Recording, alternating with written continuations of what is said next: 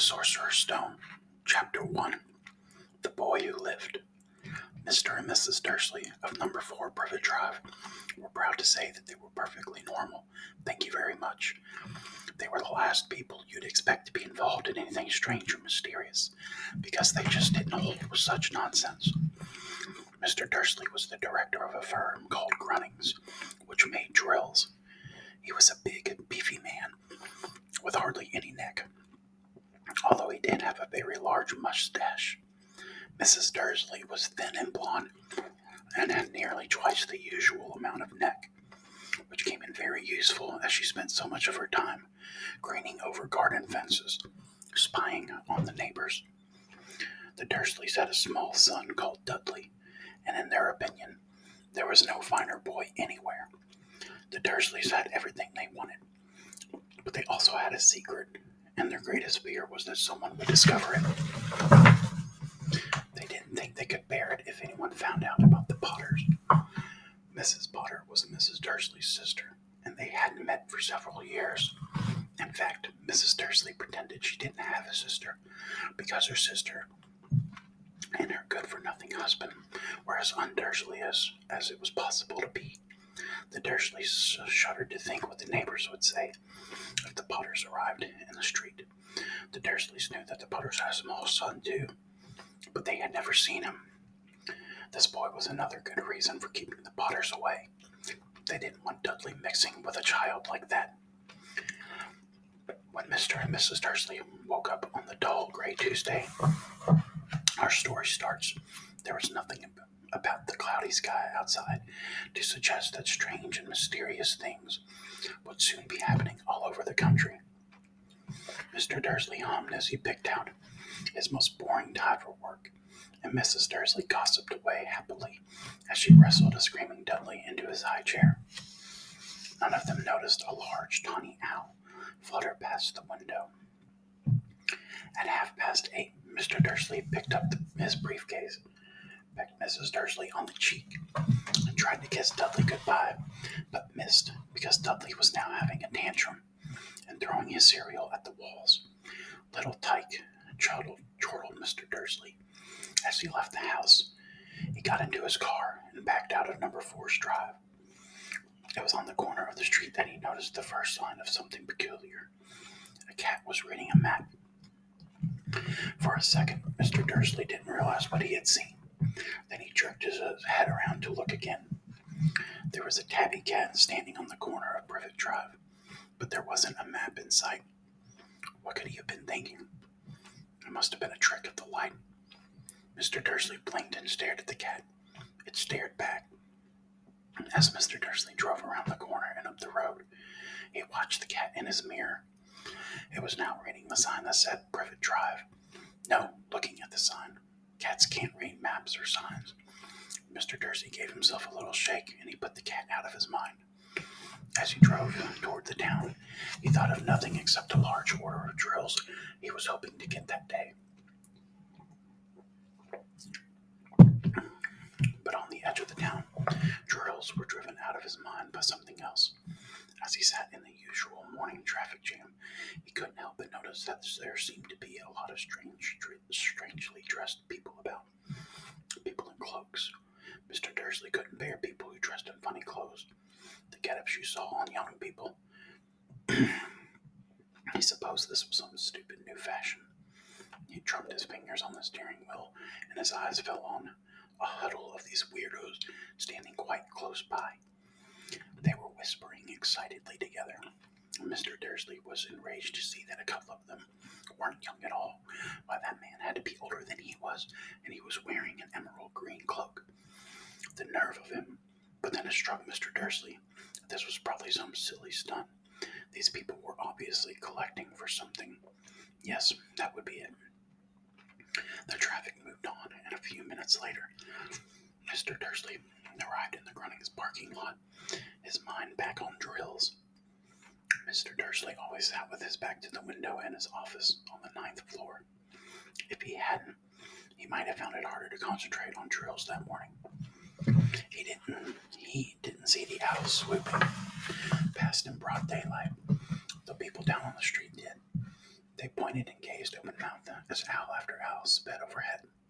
Most of them had never seen an owl, even at nighttime. Mr. Dursley, however, had a perfectly normal, owl-free morning. He yelled at 5 different people. He made several important telephone calls and shouted a bit more. He was in a very good mood until lunchtime, when he thought he'd stretch his legs and walk across the road to buy himself a bun from the bakery. He'd forgotten all about the people in cloaks until he passed a group of them next to the bakers. He eyed them angrily as he passed. He didn't know why, but they made him uneasy. This bunch were whispering excitedly too, and he couldn't see a single collecting tin. On his way back past them, clutching a large donut in a bag, he got a few words of what they were saying. The Potters, that's right, that's what I heard. Yes, their son Harry. Mr. Dursley stopped dead. Fear flooded him. He looked back at the whisperers as if he wanted to say something to them, but thought better of it.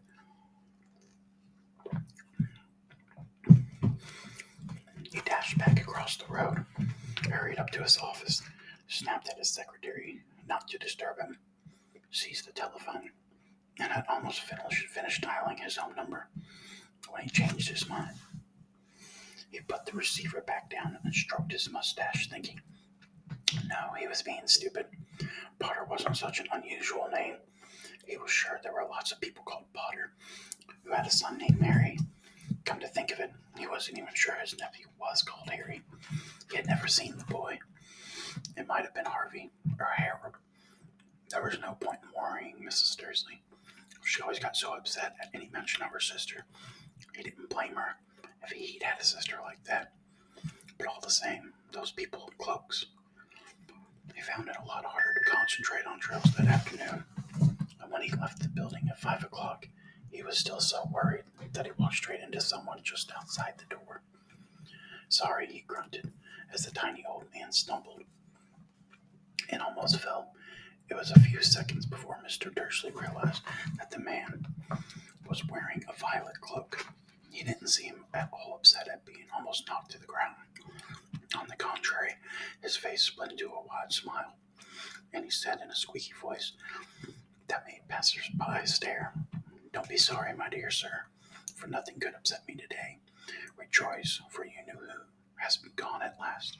Even muggles like yourselves should be celebrating this happy, happy day." And the old man hugged Mr. Dursley around the middle and walked off. Mr. Dursley stood rooted to the spot. He had been hugged by a complete stranger. He also thought he had been called a muggle, whatever that was. He was rattled. He hurried to his car and set off for home, hoping that he was imagining things which he had never hoped before, because he didn't approve of imagination. As he pulled into the driveway of number 4, the first thing he saw, and it didn't improve his mood, was the tabby cat he'd spotted that morning. It was now sitting on his garden wall. He was sure it was the same one, and had the same markings around its eyes. "Shoo," said Mr. Dursley loudly. The cat didn't move. It just gave him a stern look. Was this normal cat behavior? Mr. Dursley wondered. Trying to pull himself together, he let himself into the house. He was still determined not to mention anything to his wife. Mrs. Dursley had a nice, normal day. She told him over dinner all about Mrs. Next Door's problems with her daughter, and how Dudley had learned a new word, won't. Mr. Dursley tried to act normally.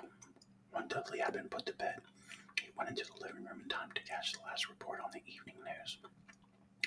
And finally, bird watchers everywhere have reported that the nation's owls have been behaving very unusually today.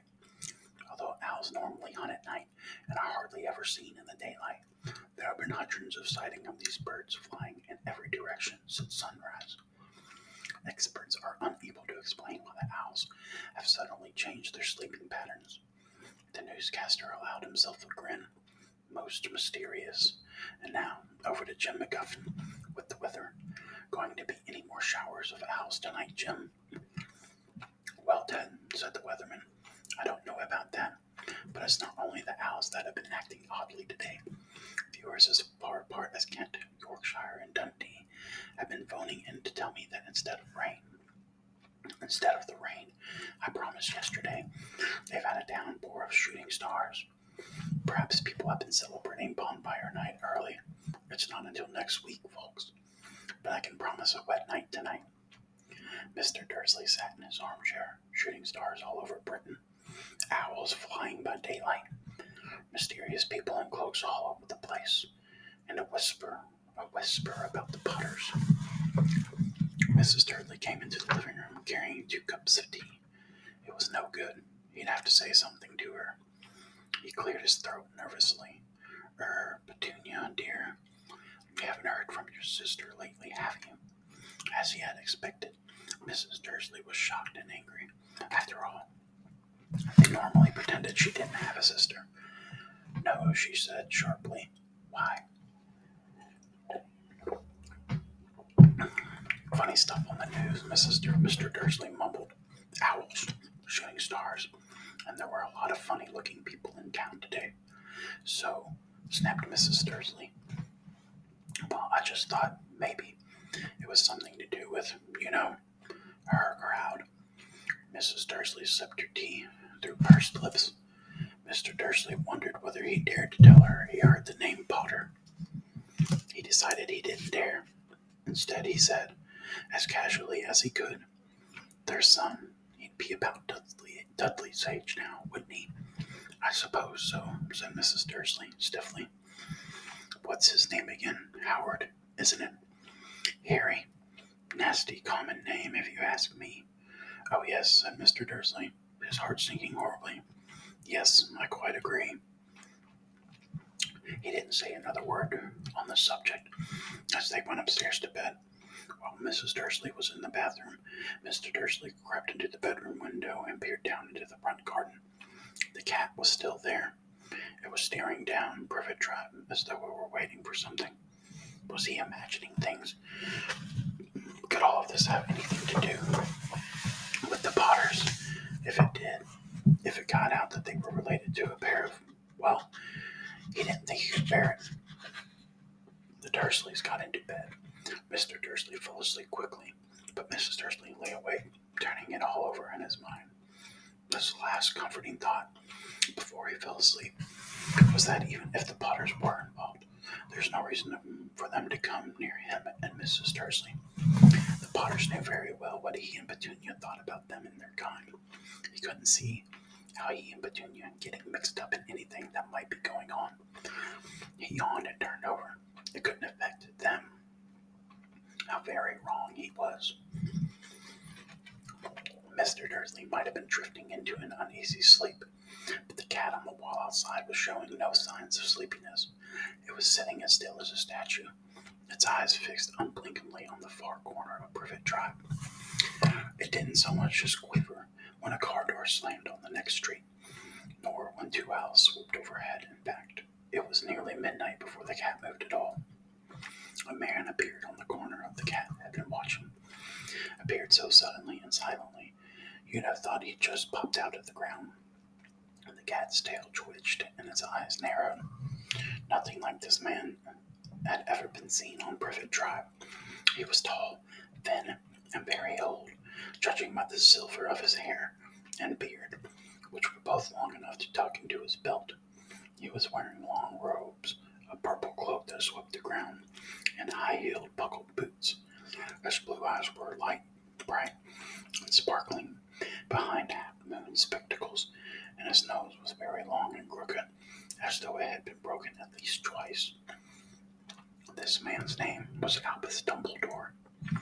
Albus Dumbledore didn't seem to realize that he had just arrived in a street where everything from his name to his boots was unwelcome. He was busy rummaging in his cloak, looking for something, but he didn't seem to realize he was being watched, because he looked up suddenly at the cat, which was still staring at him from the other end of the street. For some reason, the sight of the cat seemed to amuse him. He chuckled and muttered, "I should have known." He found what he was looking for in the inside pocket. It seemed to be a silver cigarette lighter. He flicked it open, held it up in the air, and clicked. The nearest street lamp went out with a little pop.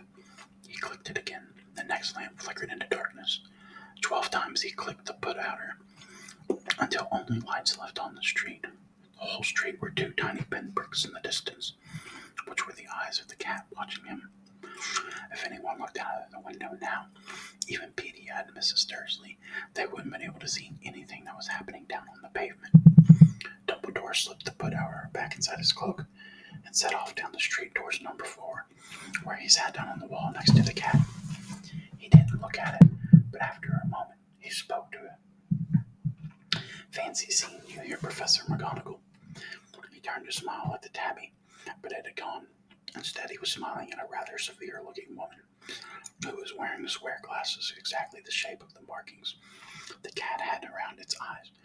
She too was wearing a cloak, an emerald one. Her black hair was drawn into a tight bun. She looked distinctly ruffled. "How did you know it was me?" she asked. "My dear Professor, I've never seen a cat sit so stiffly." "You'd be stiff if you'd been sitting on a brick wall all day," said Professor McGonagall. "All day, when you could have been celebrating.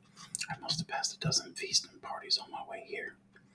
Professor McGonagall sniffed angrily. "Oh yes, everyone's celebrating, all right," she said impatiently.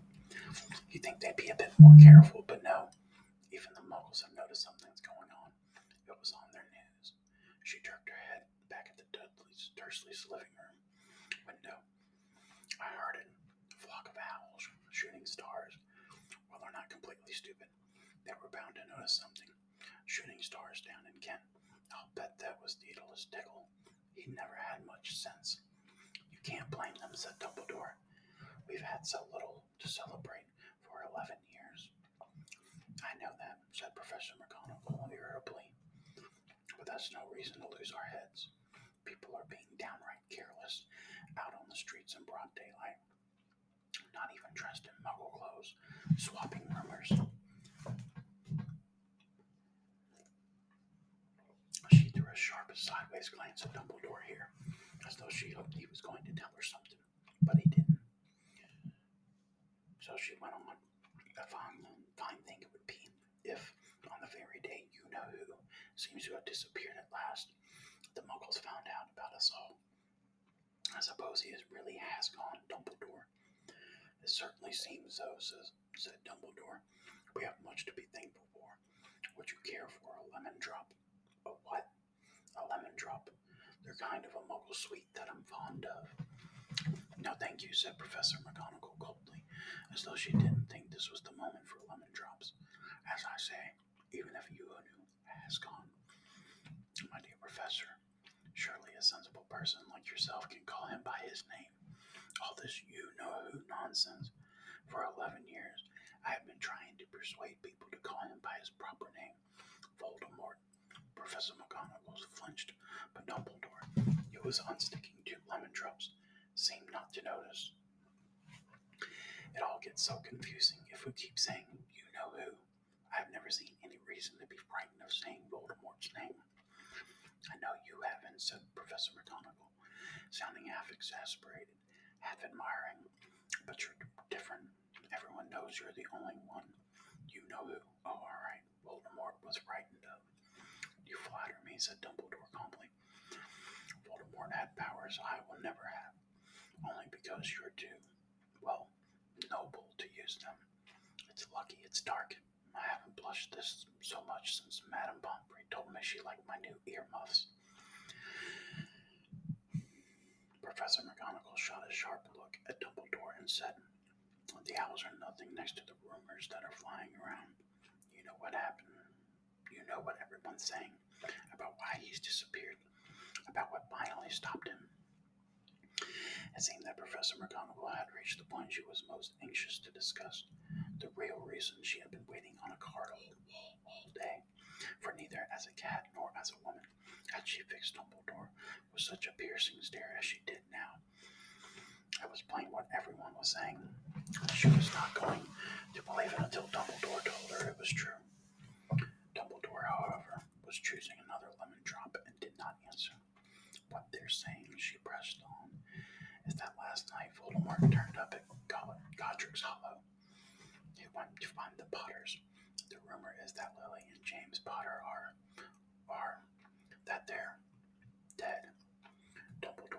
his head. Professor McGonagall gasped. Lillian James. I can't believe it. I didn't want to believe it. Oh, Albus. Dumbledore reached out and patted her on the shoulder. I know, he said heavily.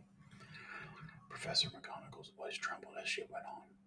That's not all. They're saying he tried to kill the Potter's son, Harry, but he couldn't. He couldn't kill that little boy. No one knows why or how, but they're saying that when he couldn't kill Harry Potter, Voldemort's power somehow broke, and that's why he's gone. Dumbledore nodded glumly. It's true, faltered Professor McGonagall. After all he's done, all the people he's killed, he couldn't kill a little boy. It's just astounding, of all the things to stop him. But how in the name of heaven did Harry survive? We can only guess, said Dumbledore. We may never know. Professor McGonagall pulled out a large lace handkerchief and dabbed at her eyes beneath her spectacles. Dumbledore gave a great sniff as he took a golden watch from his pocket and examined it. It was a very odd watch. It had 12 hands, but no numbers. Instead, little planets were moving around the edge. It must have made sense to Dumbledore, though, because he pulled it back in his pocket, put it back in his pocket, and said, Hagrid's late. I suppose it was he who told you I'd be here, by the way. Yes, said Professor McGonagall, and I don't suppose you're going to tell me why you're here, of all places. I've come to bring Harry to his aunt and uncle. They're the only family he has left now. You can't mean the people who live here, cried Professor McGonagall, jumping to her feet and pointing at the number 4. Dumbledore, you can't. I've been watching them all day. Oh, you couldn't find 2 people who are less like us. And they've got this son. I saw him kicking his mother all the way up the street, screaming for sweets. Harry Potter, come and live here. It's the best place for him, said Dumbledore firmly. His aunt and uncle will be able to explain everything to him when he's older. I've written them a letter. A letter, repeated Professor McGonagall faintly, sitting back down on the wall. Really, Dumbledore, you think you can explain all of this in a letter? These people will never understand him. He'll be famous, a legend. I wouldn't be surprised if today was known as Harry Potter Day in the future. There will be books written about Harry. Every child in our world will know his name. Exactly, said Dumbledore, looking very seriously over the top of his half-moon glasses. It would be enough to turn any boy's head. Famous before he can walk and talk. Famous for something he won't remember. Can't you see how much better he'll be growing up away from all that until he's ready to take it? Professor McGonagall opened her mouth, changed her mind, swallowed, then said, Yes, you're right, of course. But how is the boy getting here, Dumbledore? She eyed his cloak suddenly, as though she thought he might be hiding Harry under it. Hagrid's bringing him. You think it's wise to trust Hagrid with something as important as this? I would trust Hagrid with my life, said Dumbledore. I'm not saying his heart isn't in the right place, said Professor McGonagall grudgingly. But you can't pretend he's not careless. He does tend to. What was that? A low, rumbling sound had broken the silence around them. It grew steadily louder as they looked up and down the street for some sign of a headlight. It swelled to a roar as they both looked up at the sky. A huge motorcycle fell out of the air and landed on the road in front of them. If the motorcycle was huge, it was nothing to the man sitting astride it. He was almost twice as tall as a normal man, and at least 5 times as wide. He looked simply too big to be allowed, and so wild. Long tangles of bushy black hair and a beard hid most of his face, while his hands, the size of a trash can lids, and his feet, in their leather boots, were like baby dolphins.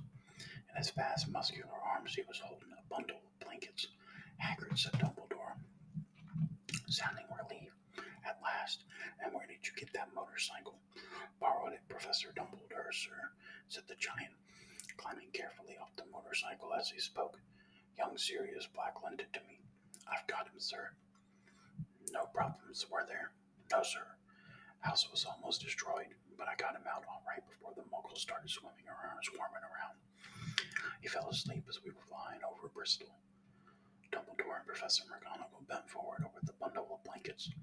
Inside, just visible, was a baby boy, fast asleep, under a tuft of jet black hair over his forehead. They could see a curiously shaped cut, like a bolt of lightning. "Is that where?" whispered Professor McGonagall. "Yes," said Dumbledore. "He'll have that scar forever." "Couldn't you do something about it, Dumbledore?" "Even if I could, I wouldn't. Scars can come in handy. I have one above my left knee. That is a perfect map of the London Underground." "Well, give him here, Hagrid. We better get this over with." Dumbledore took Harry in his arms and turned towards the Dursleys' house. Could I say goodbye to him, sir?" said Hagrid. He bent his great shaggy head over Harry and gave it what must have been a very scratchy, whiskery kiss. And suddenly Hagrid let out a howl like a wounded dog. "Shh!" hissed Professor McGonagall. "You'll wake the Muggles." So sorry," sobbed Hagrid, taking out a large spotted handkerchief and burying it in his face. "But I can't stand it. Lily and James dead, and poor little Harry off to live with the Muggles." Yes, it's all very sad. But get a grip on yourself, Hagrid. It will be found," Professor McGonagall whispered, patting Hagrid gingerly on the arm as Dumbledore stepped over the low garden wall, and walked through the front door. He laid Harry gently on the doorstep, took a letter out of his cloak, tucked it inside Harry's blankets, then came back to the other two. For a full minute, the three of them stood and looked at the little bundle. Hagrid's shoulders shook. Professor McGonagall blinked furiously, and the twinkling light that usually shone from Dumbledore's eyes seemed to have gone out. "Well," said Dumbledore finally, "that's that. We've got no business staying here. We may as well go and join the celebrations." "Yeah," said Hagrid in a very muffled voice. "I'd best get this bike away. Good night, Professor McGonagall." "Professor Dumbledore, sir." Wiping his streaming eyes on his jacket sleeve, Hagrid swung himself onto the motorcycle and kicked the engine into life. With a roar, it rose into the air and off into the night. "I shall see you soon, I expect, Professor McGonagall," said Dumbledore, nodding to her. Professor McGonagall blew her nose in reply. Dumbledore turned and walked back down the street. On the corner, he stopped and took out the silver put outer. He clicked it once, and 12 balls of light sped back to their street lamps, so that Privet Drive glowed suddenly orange, and he could make out a tabby cat slinking around the corner at the other end of the street. He could just see the bundle of blankets on the step of number 4. "Good luck, Harry," he murmured. He turned on his heel, and with a swish of his cloak, he was gone. A breeze ruffled the neat edges of Privet Drive, which lay silent and tidy under the inky sky, the very last place you would expect astonishing things to happen. Harry Potter rolled over inside his blankets without waking up. One small hand closed on the letter beside him, and he slept on, not knowing that he was special, not knowing he was famous, not knowing he would be woken in a few hours' time by Mrs. Dursley's scream as she opened the front door to put out the milk bottles, nor that he would spend the next few weeks being prodded and pinched by his cousin Dudley. He couldn't know that at this very moment, people meeting in the secret all over the country were holding up glasses and saying in hushed voices to Harry Potter, the boy who lived.